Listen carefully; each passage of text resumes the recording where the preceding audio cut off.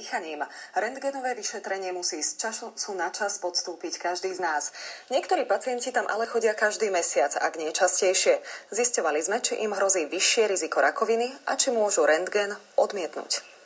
Ja som v minulosti prekonala zápal plúc, pri ktorom som počas tejto jednej choroby bola 5 krát v priebehu 2 mesiacov na rentgene. A vlastne teraz mám obavy, či ma to nejak ovplyvní. Možno budete prekvapení, ale pri rentgene sa nepozerá na množstvo opakovaní a jeho škodlivé účinky, ale na jeho nevyhnutnosť pri diagnostike ochorenia. Limity neexistujú.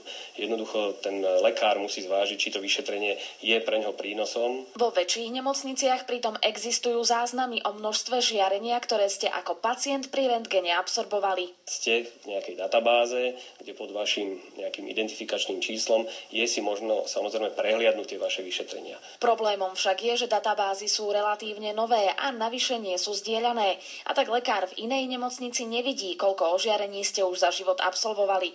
Aby ste lekára mohli na zvýšené množstvo snímkovania upozorniť, značte si to sami.